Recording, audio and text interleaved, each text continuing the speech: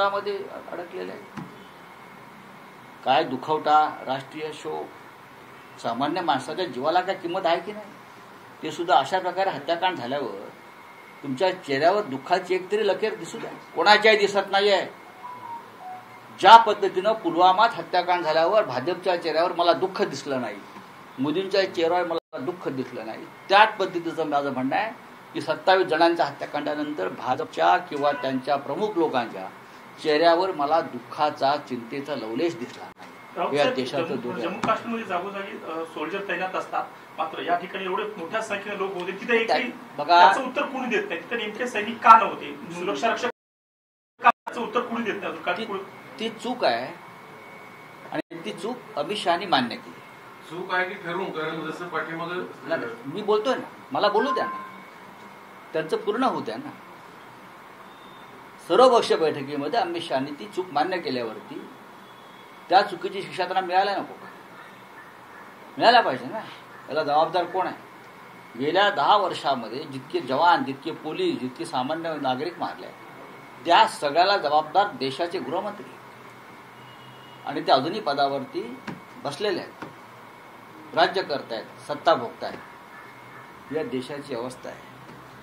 विरोधी पक्षाचे पक्षनेते राहुल गांधींनी विशेष अधिवेशन बोलवण्याची मागणी केली आहे. त्यांनी पंतप्रधानांना पत्र लिहिलंय, लोकसभेच्या अध्यक्षांना पत्र लिहिलेलं आहे की विशेष अधिवेशन बोलवा.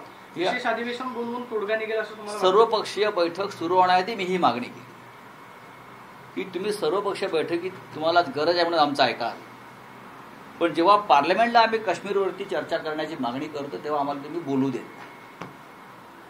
यासाठी तुम्ही आम्हाला आश्वासन द्या की संसदेच्या अधिवेशनामध्ये आम्हाला पूर्ण वेळ याच्यावर चर्चा करता येईल. राहुलजीने तीच मागणी केलेली आहे. मी तुम्हाला खात्रीनं सांगतो, उद्याच्या अधिवेशनामध्ये हे सरकार आम्हाला काश्मीरवर चर्चाच करू देणार नाही. विरोधी पक्ष काहीतरी एखादा वेगळा विषय काढून सदन बंद पाडतील. म्हणून या सरकारला त्यांच्या चुकांचं समर्थन करणं विरोधी पक्षानं हे या देशाला परवडणार नाही. सरकारच्या मागे उभं राहिलं पाहिजे, पण हे सरकार नाही आहे, हे नराधम आहे. हे राज्यकर्ते आहेत, ते त्या पद्धतीचे राज्यकर्ते नाही आहे जे 10 वर्षापूर्वी होते, तसे नाही आहेत. त्याच्यामुळे ह्यांना जर कोणी पाठिंबा द्यायच्या गोष्टी करत असेल तर तुम्ही त्यांनी केलेल्या चुकांना पाठिंबा देता आणि त्यांना पुढल्या चुकांसाठी उत्तेजन देता, असं माझं स्पष्ट मत. असू द्या ना, मी काल त्याच्यावर बोललो ना. मी त्याच्यावरती काय सांगितलेलं आहे, जर त्यांना अमित शहाचा राजीनामा मागायचा नसेल तर मग RR पाटलांचा राजीनामा का घेतला? 26/11च्या हल्ल्यानंतर महाराष्ट्रामध्ये RR पाटील गृहमंत्री, त्यांनी हल्ला घडवला होता का? नाही. पाकिस्तानने केलेला हल्ला होता. शिवराज पाटलांना आपण एका बॉम्बस्फोटाच्या प्रकरणात का आपण त्यांचा राजीनामा घेतला? सगळ्या हल्ल्या, दहशतवादी हल्ल्यात विलासराव देशमुखांचा राजीनामा का घेतला? एक साधा विषय. ही परंपरा आहे देशाची, जबाबदारी घेतली पाहिजे.